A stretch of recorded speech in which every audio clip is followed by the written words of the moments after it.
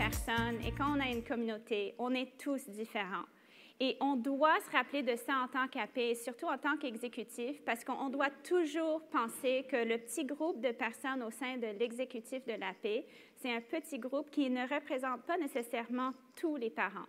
On parle au nom des parents, mais quand on crée des programmes, quand on pense aux communications, quand on pense aux réunions, quand on pense aux levées de fonds, on doit se rappeler que tout le monde est différent.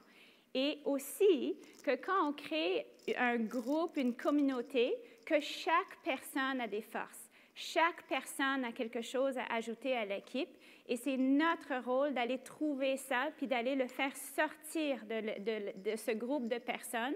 Et c'est là où on va transformer une communauté dans une équipe. Une équipe, c'est quelque chose qui est vraiment spécial, mais tout le monde est vraiment clair comment ils peuvent utiliser leurs forces pour atteindre les buts de la communauté. Est-ce que ça a du sens? OK. Je travaille beaucoup avec les grandes sociétés au Canada, publiques, privées. Je dois vous dire qu'au Canada et aux États-Unis, même au monde, c'est assez triste, mais à peu près 67 % des gens sont mécontents ou même s'ils ne sont pas mécontents, c'est comme ci, comme ça, ils se sentent comme ci, comme ça avec leur lieu de travail. Ils ne sont pas passionnés, ils ne sont pas motivés. Il n'y a pas cette passion interne, ce petit feu qu'on se lève à chaque matin et aujourd'hui, je vais être à 100% de mon potentiel. La plupart des gens, comme peut-être dans toutes les organisations, 1 en 10 va être comme ça, tout le temps. Et quand on pense à nos écoles, à nos AP, c'est comme ça. Imaginez si c'était pas, ça ne va jamais être 100%, mais imaginez si c'était 50% des gens qui étaient motivés, 50% des gens qui étaient vraiment investis, 50% des gens qui arrivaient avec 100% de leur potentiel. Regardez cette scène ici. 67%, imaginez si c'est 67% des connaissances qui sont dans cette salle. Imaginez les problèmes qu'on pourrait résoudre ensemble. Donc, notre rôle en tant que leader d'équipe, d'exécutif d'AP, de direction, c'est d'aller chercher ces forces, d'aller chercher les raisons pour lesquelles les gens doivent s'éveiller et veulent s'éveiller pour participer un peu plus. Parce que la réalité, c'est ça. Moi, je sais que je n'ai pas assez d'heures dans la journée. Donc, tout ce que je fais à chaque jour, c'est je priorise. Et des fois, il y a des choses qui sont vraiment importantes que je n'ai pas le temps de faire. Mais j'ai beaucoup de chapeaux que je porte pendant la journée. J'ai un chapeau d'entrepreneur, j'ai un chapeau de maman, j'ai un chapeau de présidente d'AP. J'ai plein de chapeaux que je porte. Et à chaque moment, ce que j'essaie de faire, au lieu de me diviser 20% avec tous les chapeaux, j'essaie de me mettre à 100% avec le chapeau qui est sur moi pour l'instant. Donc, pour l'instant, c'est président de l'AP, je suis là à 100%. Mais c'est ça la réalité. Donc, quand les gens ne lisent pas leur courriel, quand ils ne viennent pas aux réunions d'AP, quand ils disent qu'ils vont faire quelque chose qu'ils ne le font pas, ce n'est pas parce qu'ils ne veulent pas. C'est parce qu'à chaque jour, on a du mal à faire tout ce qu'on a à faire. Et ce qu'on fait, ce qu'on priorise, c'est les urgences ou les choses qui nous passionnent. Donc, encore une fois, c'est quelque chose qui c'est vraiment important d'aller trouver. Mais ce qui se passe, surtout dans les organisations où il y a beaucoup de bénévolat, c'est que c'est toujours la même chose. C'est un petit pourcentage de personnes qui va faire tout le travail. Quand j'ai commencé avec l'École des Aiglons à l'AP, j'étais vraiment surpris. C'était toujours les mêmes 5 à 7 personnes aux réunions de l'AP qui travaillaient comme des folles. Elle travaillait des centaines d'heures. La présidente de l'AP travaillait des centaines d'heures. Et je me disais, parce que je travaille avec des grandes sociétés, mais on a toute cette communauté de parents, 200 parents, puis il y en a qui ne travaillent pas du tout. Est-ce que c'est parce qu'ils ne veulent pas ou est-ce qu'ils ne savent pas le travail à faire? Est-ce qu'ils n'ont pas été invités? Alors, ce qui se passe, c'est à tous les 2 ans, quand on changeait d'AP, le monde était brûlé. L'exécutif était brûlé. Et je sais que si vous travaillez dans des organisations à but non lucratif en dehors de l'AP aussi, c'est la même chose. On arrive à la fin de notre terme et on est brûlé. Mais imaginez, et on a pris ce poste parce qu'on est passionné. Mais là, on arrive, on a toutes ces connaissances après 2 ans, 2, 3 ans, et on est brûlé. et on ne vient même plus aux réunions. On n'est pas capable. Imaginez si toute la communauté était investie et tout le monde prenait une toute petite partie. On pourrait le faire comme on a entendu hier soir. J'ai tellement aimé c'était tout seul, on va plus vite, mais tout loin, on va ensemble, on va plus loin. J'ai tellement aimé ça. C'est ça le concept aujourd'hui. Ça, c'est une image du cerveau de quelqu'un qui est vraiment pas passionné, indifférent. Bon, c'est pas ma faute. C'est l'autre qui n'a pas fait sa job. C'est pas ma responsabilité. Ça, c'est l'image d'un cerveau qui est vraiment allumé, qui est comme éveillé, passionné. Ça, c'est le cerveau de mon enfant que je veux en classe. Ça, c'est le cerveau des parents avec qui je travaille à l'école. Ça, c'est le cerveau de moi en tant que personne qui fait un impact dans la communauté. Donc, on doit toujours penser à ce visuel pour penser, les personnes autour de moi, moi, je suis comme ça, c'est sûr et certain. Mais les gens autour de moi, est-ce qu'ils sont plutôt comme ça ou comme ça? Quand les gens prennent responsabilité et quand ils sont passionnés de quelque chose et ils savent qu'ils peuvent avoir un impact, ils vont vraiment changer, puis vraiment, ils vont se lever le matin. Et une fois qu'ils voient, même si c'est une situation très, très difficile, et des fois, on se sent coincé, on ne peut pas bouger, une fois qu'on a un peu de mouvement comme vers une solution, c'est incroyable ce qui peut se passer. C'est un peu difficile à voir, mais pour moi, la base à 100%, la base d'une équipe haute performance, la différence entre un groupe de personnes et une équipe, c'est qu'une équipe, il y a des racines qui sont tellement bien établies. On en a parlé avec Catherine. Les racines, c'est nos valeurs, c'est notre vision, c'est notre raison d'exister.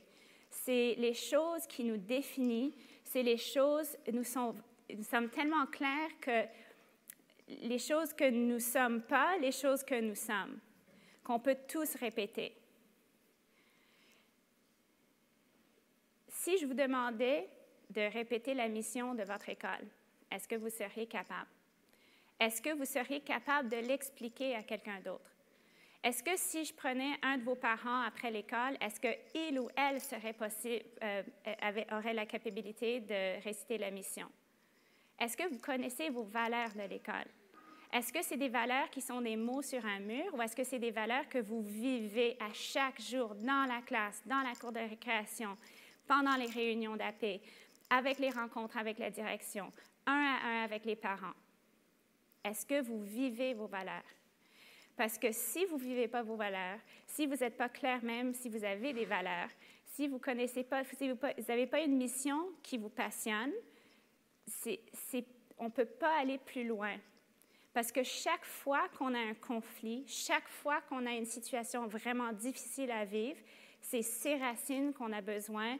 On a besoin de ces racines. On a besoin de pouvoir avoir des situations où on a des gros conflits, mais à la fin de la journée, comme at the end of the day, on retourne aux racines. Puis on utilise ces racines pour nous guider. Et on a des racines dans notre école, on a des racines dans une classe, on a des racines avec la Fédération des parents, on a des racines au CSF, on a des racines canadiennes. Il faut vraiment penser à toutes ces racines et comment ils nous définissent. Alors, quand je pense à l'équipe d'École Les Aiglons, c'est vraiment dans l'espace de 18 mois, je pense que c'était vraiment une belle communauté. Mais maintenant, je parle de l'équipe à l'École Les Aiglons, parce que c'est ça la différence. Il y a 2 ans, c'était une belle communauté de parents. C'était un petit groupe passionné, vraiment investi de l'exécutif de la paix. Un petit groupe de personnes qui étaient toujours les mêmes, qui faisaient du bénévolat pour tous les événements qu'on avait. Et maintenant, on a une équipe. On a une équipe où tout le monde, même s'ils donnent 2 heures de leur temps pour jardiner au mois de mars, ils font partie de cette équipe. Donc, je vous présente un peu notre équipe haute performance pour vous montrer à quel point on peut changer les choses, même en 18 mois, 2 ans. La première chose, quand je suis rentrée, ça vient de mon côté du secteur privé, c'est de vraiment savoir, de mesurer ce qu'on fait, d'être vraiment clair sur nos buts et d'être vraiment axé sur les résultats. Si on fait plein de choses qui sont vraiment bonnes, puis on passe des heures à faire des choses, mais on n'a aucune idée si on atteint nos buts, est-ce que c'est productif? Non. Est-ce qu'on continue de faire la même chose? Non, si ça ne marche pas, on doit savoir pourquoi ça ne marche pas. Donc, voici quelques exemples. Notre Festival du livre scolastique. En 2 ans, on est monté de 2 000 à 8 000 $ avec des nouvelles stratégies, mais je devais vraiment chercher pour aller trouver combien d'argent on avait fait il y a 3 ans. Donc, ces choses-là, de commencer avec qu'est-ce qu'on mesure, puis de lancer un défi aux parents pour de dire, c'est ici notre but cette année et c'est pour ça qu'on a ce but. On a ce but de 8 000 $ parce qu'avec notre ristourne, on veut s'acheter des livres pour notre nouvelle bibliothèque. Donc, quand on a un but, c'est beaucoup plus facile de l'atteindre. Nos réunions d'AP, c'était constamment toujours le même 10 % de personnes. On ne va jamais avoir 100 % de nos parents aux réunions de l'AP. Il y a des gens qui s'en fichent complètement, ils ne veulent jamais y arriver, ils ne peuvent pas. Mais quand même, d'avoir un peu plus de représentation et surtout une représentation des papas, c'était important. Donc, de bouger un peu ce chiffre-là. Nos événements, on avait un taux de participation à peu près de 50 %. Maintenant, on est plutôt 80-85 %. Ça dépend de l'événement. Ça fait une différence aussi. Mesurer d'autres choses. Par exemple, on avait une page Facebook. Il y a 2 ans, on avait 14 personnes. Maintenant, on a 96 personnes. Mais on a 96 personnes, puis je dirais la moitié sont vraiment engagées. Ça, c'est des parents qu'on ne touchait jamais. Je ne sais même pas s'ils lisaient leur courriel. Maintenant, j'entends leur voix. Mais on a une modératrice, on a vraiment eu des stratégies assez axées sur la participation et l'engagement. Notre soirée francophone, c'est en fin de compte, l'année d'avant, c'était 2013-2014, c'était 4 000, l'année passée, 10 000 $. C'est pas difficile, on peut faire 15 000, 20 000 $, pas de problème, c'est juste un peu plus d'organisation. Quand on est axé sur les résultats et on est clair pourquoi on veut atteindre ces résultats. Donc, pour nous, la motivation l'année passée, on n'avait aucune idée où on allait déménager. Donc, puisqu'on allait déménager à un site, on n'avait aucune idée. Est-ce qu'on a un gymnase? Donc, on voulait se faire plein d'argent, puis le mettre dans la banque, puis pas la dépenser parce qu'on n'avait aucune idée de ce qu'on avait besoin. Donc, c'était vraiment motivant pour les parents. Mais maintenant qu'on a atteint ces chiffres, c'est pas que maintenant qu'on est dans une nouvelle école qu'on va arrêter. On est capable d'atteindre ça, mais l'année prochaine, peut-être c'est la même chose, mais peut-être c'est 20 % de plus, 50 % de plus. Comment est-ce qu'on va le faire? C'est le fun de le faire ensemble.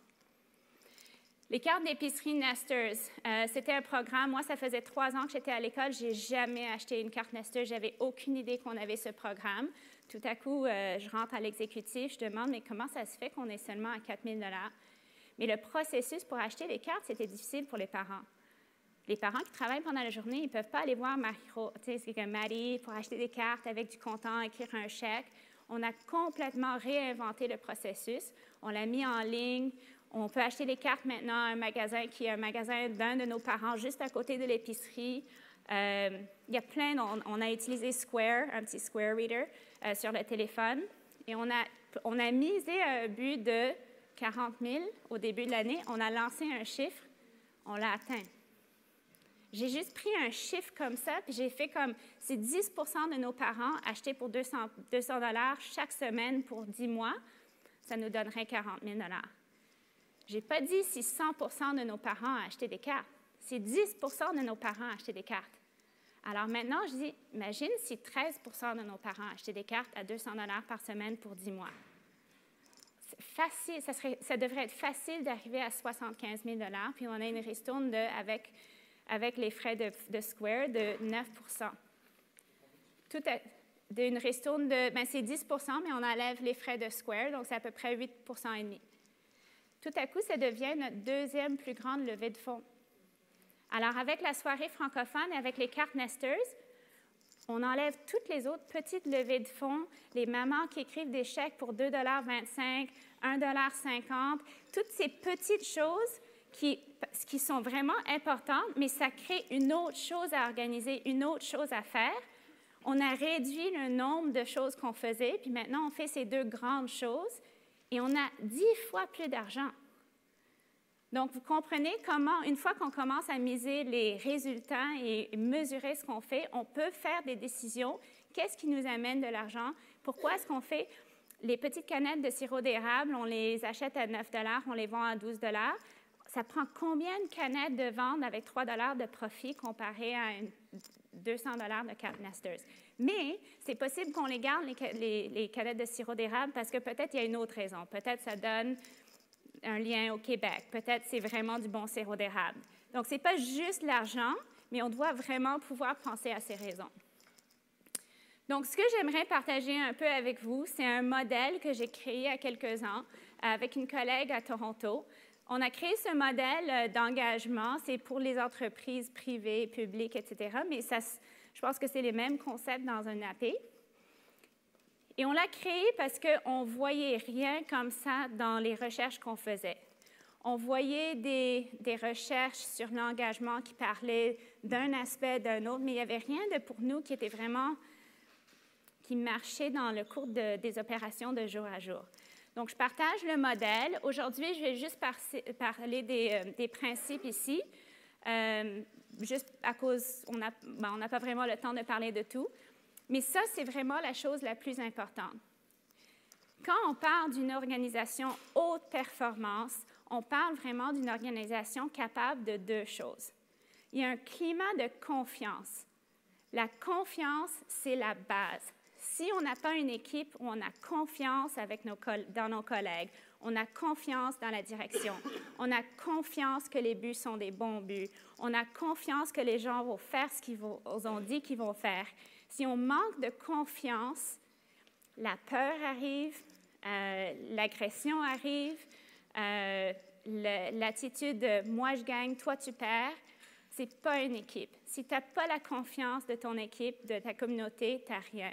Donc, je vois tout le temps dans les organisations, « on va collaborer, on va donner des iPads à tout le monde, on va collaborer, on va faire ça, mais ça ne marche jamais. Je ne comprends pas, on a un blog où on demande aux parents d'écrire des histoires, mais il n'y a personne qui écrit des choses. Pourquoi? Est-ce que vous avez un climat de confiance? Quand vous avez une réunion d'AP et quelqu'un a une opinion différente que quelqu'un d'autre, est-ce que cette personne est acceptée? Est-ce qu'on l'écoute? Est-ce qu'on commence une bataille? Si chaque fois que j'ai une opinion différente de la tienne et je me sens attaquée, est-ce que je vais lever la main la prochaine fois? Non. Alors, on va parler de ces 4 principes ici, puis après, on va faire un peu de travail d'équipe. OK. La première chose, c'est une planification stratégique. Levez la main si... Ah, je vais poser une question. Vert ou rouge? Est-ce que vous faites, dans votre travail, en dehors de l'école, est-ce que vous avez jamais participé à une planification stratégique, n'importe où dans votre monde? Est-ce que, oui, si vous avez participé, donc vous savez ce que c'est, mais vous avez participé, vous êtes habitué à voir comme des grands buts, ensuite c'est lié comme au prochain niveau jusqu'à l'individuel. OK. Levez la main ou levez votre carton rouge ou vert si vous faites une planification stratégique avec vos parents de la paix chaque année. C'est correct si c'est rouge. Les mêmes principes qu'on utilise dans les sociétés publiques, privées, dans le reste de notre monde, on le fait, on est habitué à savoir où est-ce qu'on s'en va, comment est-ce qu'on va le mesurer, comment est-ce qu'on va se donner du feedback, comment est-ce qu'on va célébrer si on atteint nos buts. Mais on ne le fait pas dans les écoles avec les AP. C'est sûr que ça ne doit pas être aussi compliqué qu'on le fait, mais il y a quand même un alignement qui se fait. Quand on fait cet alignement, ce que ça dit, c'est que la personne qui vient aider pendant 1 heure pour le dîner chaud le mercredi, elle comprend que ses actions vont aider un plus grand but. Ça donne quelque chose, un lien qui est important pour cette personne de se sentir valorisée, mais aussi que 7 heures, ça vaut la peine parce qu'elle fait une différence et c'est lié à un plus grand but. Est-ce que ça fait du sens? OK. Donc, ça, c'est idéal. On ne le fait pas encore à ce niveau à l'École Les Aiglons, mais on le fait, je dirais, pour l'instant, on le fait jusqu'ici et cette année, on va le faire jusqu'ici. Est-ce qu'on lit le site Web? Est-ce qu'on lit le plan stratégique de la Fédération des parents, du CSF? Est-ce qu'on regarde les valeurs? Est-ce qu'ensuite, on travaille avec l'administration à l'école, puis on regarde le plan d'éducation de l'école? Est-ce qu'on regarde les valeurs et les buts des enseignants? Ensuite, est-ce qu'on demande comment est-ce qu'on peut vous aider? Est-ce qu'on demande qu'est-ce qu'on fait bien? Qu'est-ce qu'on ne fait pas bien? Qu'est-ce qu'on peut améliorer? C'est quoi les buts dans les prochains 12 mois? Puis après ça, là, on fait nos buts pour l'année avec la paix et ça continue. Quand on a une personne qui est championne d'un comité, c'est quoi ton but? Comment est-ce que c'est lié? Comment est-ce que ça nous aide avec une de nos 4 priorités cette année avec la paix? Je veux que cette personne qui contribue à un événement, la fête de l'Halloween, je veux qu'elle comprenne que si elle monte un événement qui vraiment a beaucoup de succès, c'est parce que ça va nous aider avec 1 ou 2 ou 3 de nos priorités. Et quand elle engage ses bénévoles, je veux qu'eux comprennent aussi le but de la fête de l'Halloween. C'est un peu, si on jouait comme la comparaison, c'est comme si on était coach de soccer et on n'avait aucune idée où étaient les buts. On n'avait aucune idée des positions. On prenait notre équipe et on dit « OK, allez jouer! » On le fait tous les jours avec nos parents.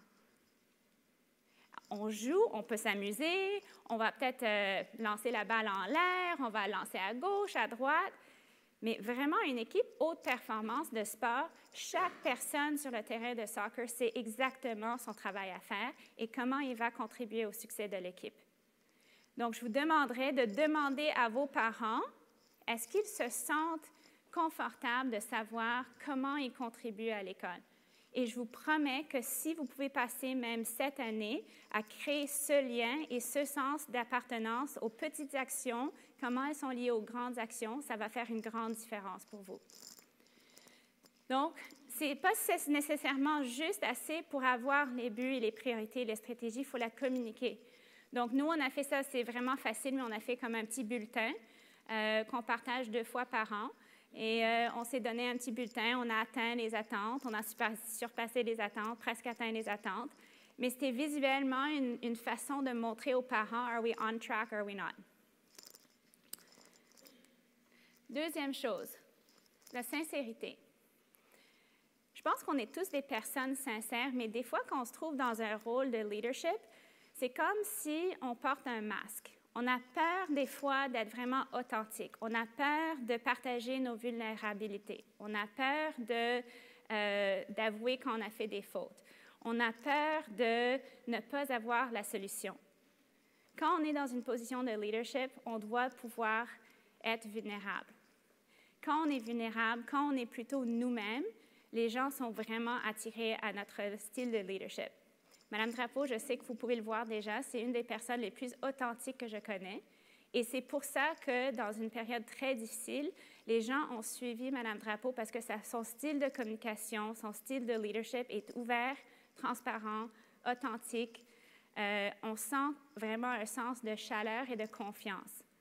Ça la permet de faire des choses qu'une autre directrice ou directeur qui n'a pas cette humanité aurait plus de mal à faire. On a tous travaillé avec des boss comme ça. Alors moi, je vous demande de vraiment penser à faire ressortir l'humanité et l'histoire de chacun de vos parents. D'essayer de créer des liens d'émotion pour que les gens se sentent que ce n'est pas une position, c'est une personne. La maman de classe de 3e année, c'est Stéphanie. Stéphanie a 2 enfants, elle vient du Québec pour cette année. Elle aime ça. Stéphanie, je la vois dans la classe. Stéphanie, elle me donne un coup de téléphone, elle m'envoie un courriel, elle m'envoie un texte. J'ai une relation avec Stéphanie, pas la maman de classe de 3e année. 3e, initiative personnelle. Ça, c'est difficile parce que,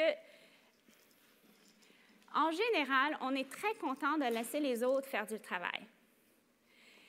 C'est quand même, on va prendre la façon la plus facile d'arriver au but, puis s'il y a quelqu'un d'autre qui s'occupe de quelque chose, ou on va attendre que quelqu'un s'occupe de quelque chose d'autre avant que je m'implique. Puis vraiment, avant que je m'implique, ça doit être comme vraiment quelque chose qui me touche personnellement. Ce qu'on essaye en faisant la transition de communauté à équipe, c'est on essaie de comprendre non seulement que le leadership, ce n'est pas un titre, mais il y a une responsabilité individuelle de chaque personne pour prendre l'initiative. On a passé des centaines d'heures avec notre site web Weebly, avec des courriels chaque semaine, avec des réunions d'AP, notre communication était vraiment, on a fait des gros efforts. On a tout mis ça transparent, ouvert pour le public, et on avait tout le temps 1 ou 2 parents, 3 mois plus tard, qui me diraient « Ah, j'ai une opinion sur ça » ou « C'est quoi la question? » Ils posaient une question, ils n'avaient rien lu. Ou « Où est-ce que je peux trouver ça? Comment ça se fait qu'on ne parle plus de ça? » Et on disait « C'est sur le site web, c'est dans tes courriels. » On avait même, quand on a fait un sondage, on avait des parents, parce que j'ai demandé « Est-ce que vous lisez vos courriels? Est-ce que vous avez visité le site web qui est en ligne depuis 8 mois? » Et on avait des parents qui ont dit « Non, je n'ai jamais visité le site web. Non, je ne lis pas mes courriels. J'attends que ma femme me raconte le contenu. » Ou des fois, la plupart du temps, je n'ai pas le temps. Madame Drapeau passe du temps les dimanches. Moi, je passe le temps le lundi matin. Je communique les choses qui sont vraiment importantes. Si on ne les lit pas, est-ce que c'est ma responsabilité ou est-ce que c'est la tienne ou la tienne? Il y a un certain moment où chaque personne doit comprendre que nous, on va faire de notre mieux pour que vous soyez informés, que vous soyez investis, que vous avez les bonnes réponses, mais aussi, 50%, c'est vous qui allez chercher les réponses, vous qui allez chercher les informations, qui allez poser la question. S'il y a quelque chose on ne sait pas si c'est vraiment la bonne direction, je vais lever la main. Donc, vraiment de créer ce sens de responsabilité individuelle, ça aussi, c'est une grande chose pour bouger comme une communauté puis de la transformer en équipe. Et aussi de comprendre qu'on a tous nos styles différents. Si j'ai un parent qui va aider avec une levée de fonds, par exemple, dans la soirée francophone, puis peut-être l'année passée, c'est moi qui l'ai fait que ça, c'était le début, puis notre but, c'était B. Puis là, je délègue à un nouveau parent la responsabilité de faire la même chose cette année. Si on est clair sur B, je m'en fiche s'ils arrivent de la façon en haut ou en bas. Nos styles sont différents. Donc, il faut accepter aussi quand on délègue, qu'on est prêt à savoir que tout le monde va le faire peut-être d'une façon différente, peut-être dans un délai différent, mais si on est clair sur le résultat, ça va. Donc maintenant, pendant nos réunions d'AP, on passe beaucoup moins de temps, presque pas du temps du tout, à parler des événements, parce qu'on a confiance que les personnes qui sont championnes de ces événements, de ces levées de fonds, vas-y, vous êtes clairs. Si vous avez besoin d'aide, venez nous faire un petit rapport, venez nous poser des questions. Mais vous savez, on passe le temps dans les réunions d'AP d'avoir des discussions face à face qu'on ne peut pas avoir en ligne, qu'on ne peut pas lire dans un blog ou dans un courriel. Et on a seulement 1 heure et demie. Et donc, nos rapports de trésorière, de la direction, etc., c'est comme 15 minutes. Et le reste du temps, on va parler 1 demi-heure, 40 minutes sur les choses qui vont vraiment nous aider parce que l'expérience des parents collectifs dans la salle, c'est ça qu'on veut avoir. Donc, il y a plus de parents qui vont venir aux réunions parce que ce n'est pas juste comme lire comme des choses qu'on pourrait lire en ligne ou en courriel. C'est aussi une initiative personnelle, c'est de créer assez d'opportunités qui sont claires, que la personne peut s'identifier elle-même pour dire « oui, ça, c'est ma façon de contribuer ». Donc, on a identifié 32 positions différentes cette année et je suis allée sur Google et j'ai tapé, j'ai rien trouvé en français, mais « Job Descriptions for PAC » et j'ai trouvé des documents en anglais, on les a fait traduire, puis on a fait des choses, on a 32 descriptions de tâches. Mais c'est des descriptions de tâches qui sont des descriptions avec des buts précis. Je ne vais pas te dire comment faire ta tâche. Je vais t'expliquer à peu près le nombre d'heures requises, à peu près la période de l'année et les buts et pourquoi c'est important. Et là, on a mis ça dans un gros Google Document au début de l'année, puis on a dit, si on n'a pas de parents qui mettent leur nom à côté, on ne le fait pas. Parce que ce qu'on faisait avant, c'est qu'on le faisait, l'exécutif de l'AP ou ce petit groupe de parents qui faisait tout, on était brûlés. Donc maintenant, c'est très clair, on a besoin, et ça prend du temps parce que les personnes qui lèvent la main au début, ce n'est pas les personnes, ça c'est toujours les mêmes. Donc vous allez voir, il y a certains parents qui vont faire comme 1 ou 2 choses, mais on est allé chercher des parents qui n'ont jamais pris la responsabilité de faire quelque chose et tout à coup sont vraiment investis dans ce petit événement. ou cette petite partie. Ça, c'est la petite graine de leadership que l'année prochaine, ça va être encore plus facile pour eux. Et l'année d'après, ils n'ont pas le droit de le faire pour plus que 2 ans. L'année d'après, ils doivent amener quelqu'un d'autre pour le faire avec eux. Puis la 3e année, ils vont faire du coaching. Puis la 4e, ça va être quelqu'un d'autre qui va le faire. Donc, on n'a pas de situation, on a une personne qui fait ça depuis 10 ans. Parce que si cette personne part, toute l'information part avec elle. Donc, ça, c'est un exemple des descriptions qu'on a fait. Donc, description français-anglais, parce qu'on a beaucoup d'anglophones aussi à notre école, c'est quand time required. Donc, est-ce que c'est quelque chose qu'on doit investir beaucoup de temps, un peu de temps, pendant la semaine, les week-ends? C'est important parce que nos parents sont occupés. La responsabilité individuelle aussi, c'est pour trouver des solutions. Quand on a fait notre sondage l'année passée pour les parents, pour avoir les opinions des parents, on a vraiment demandé plein de questions. Mais normalement, quand on fait des sondages, est-ce que c'est la majorité qui répond au sondage ou une petite minorité? Petite minorité. Si on a 80% des parents qui ont dit on devrait faire ça, mais il y a seulement 5 parents qui ont répondu au sondage, 80% de 5, est-ce que c'est représentatif de vos parents? Non. Donc, on a mis un but de 100% de taux de compléter le sondage. 100%. Et on a fait un petit concours où on a dit, OK, chaque classe, chaque division qui a 100% de sondage complet, vos enfants vont avoir une fête pizza. Mais il faut atteindre 100%. Fait que 3 jours avant la fin, on avait quand même, je pense qu'on était comme à 99%. Il y avait 1 ou 2 élèves dans plusieurs classes. On est arrivé à 110%. Et ça veut dire que nous, on voulait un sondage par famille. On a eu plusieurs familles où la maman et le papa ont répondu au sondage parce qu'ils ont des opinions différentes, peut-être. Et normalement, c'est juste la maman ou le papa, la personne la plus investie, normalement la personne francophone aussi. Donc, la responsabilité individuelle, quand on arrivait à la fin de l'année, puis on disait nos buts pour l'année prochaine, notre budget proposé pour l'année prochaine, c'est toutes les questions du sondage. Personne ne pouvait dire « Ah, je ne suis pas d'accord », parce qu'on est allé avec la majorité. Mais maintenant, 80%, c'est oui, mais 80% de 150 personnes, c'est beaucoup plus important que 80% de 5 personnes.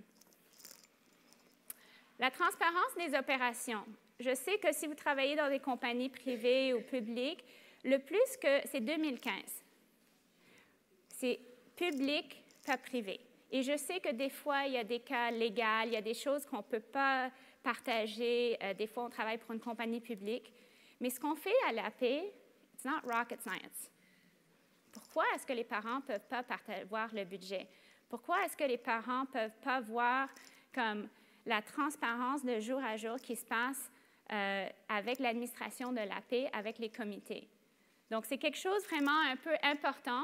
Partagez les défis, partagez les forces, partagez vos faiblesses, partagez les leçons apprises, partagez les moments où vous auriez fait quelque chose de différent si vous aviez à le refaire. Partagez toutes ces choses-là. Nous, on partage notre budget de l'année, c'est public pour nos parents. On partage 5 jours avant les réunions d'AP. On fait un sommaire du mois passé, de l'année jusqu'à présent.